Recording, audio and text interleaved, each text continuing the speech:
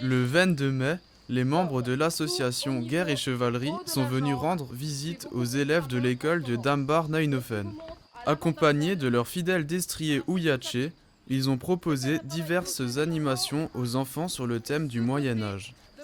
Le but étant que les enfants puissent apprendre ce que c'est qu'un chevalier, un cheval, une armure, une épée, les blasons, la vie de tous les jours, comment on se lave, comment on s'habille, qu'est-ce qu'on mange, la vaisselle, le confort dans un château alsacien. Cette journée est une bonne occasion pour découvrir la vie quotidienne de l'époque. Les fêtes, les instruments de musique ou encore la chasse.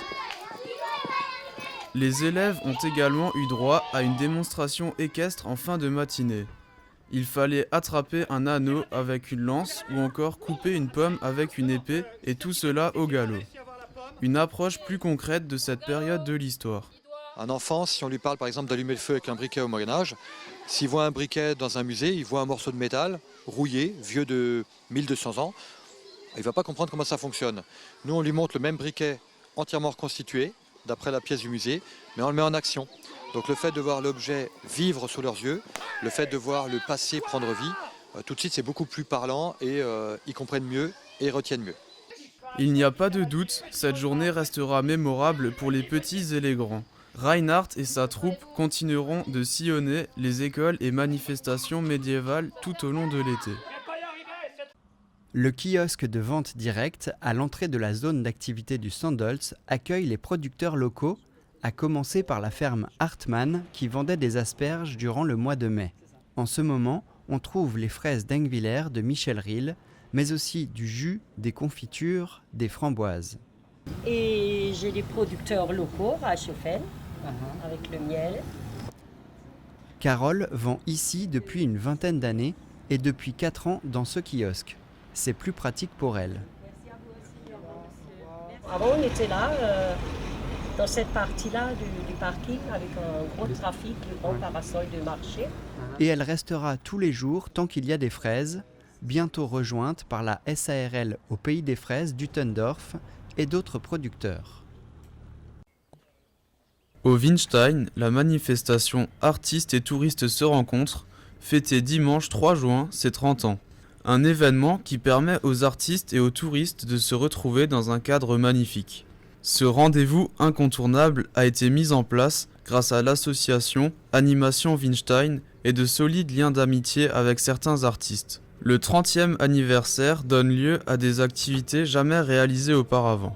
À la mairie, nous avons mis en place une exposition photo avec d'anciennes photos du paysage, puisque ça rentre tout à fait dans ce cadre-là, pour voir un peu comment le paysage a évolué à travers les siècles.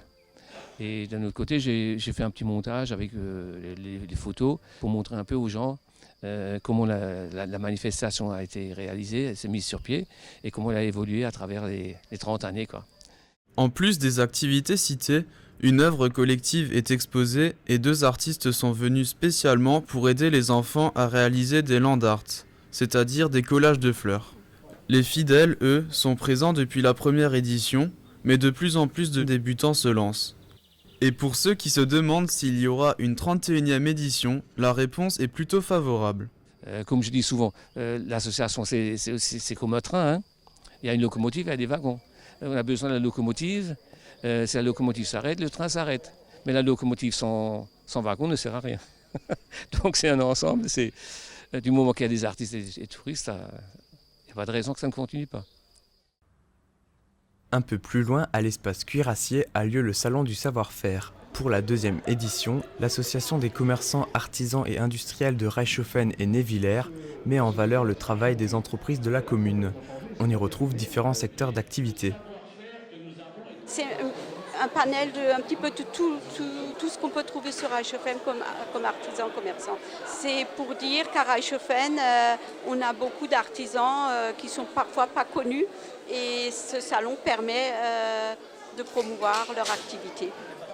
Parmi ces entreprises, certaines sont récentes et d'autres sont bien installées, mais toutes proposent des services professionnels. La Cairn ne ménage pas ses efforts de communication pour le faire savoir. La 3e édition de ce rendez-vous biennal aura lieu en 2020. La première borne locale de rechargement de véhicules électriques a été inaugurée ce dimanche 3 juin sur le parking de l'Intermarché Reichshofen. Le soleil du matin, là, c'est bien. Super. Je dois tirer de l'autre côté.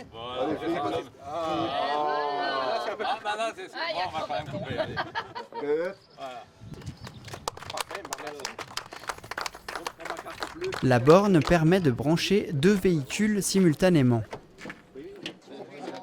La borne fonctionne d'une façon très simple. Il suffit que nos clients ou les gens de passage viennent à l'accueil et donnent une pièce d'identité et en échange leur donnent un badge.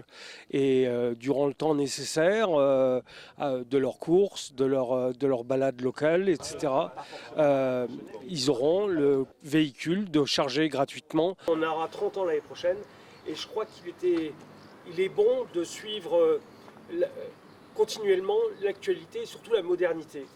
Pourquoi l'Intermarché ? Parce que tout simplement, on entretient des relations avec la régie d'électricité depuis des années qui sont excellentes. Et donc on a un certain passage également. Il y a vraiment la praticité parce qu'on est en cœur de ville aussi.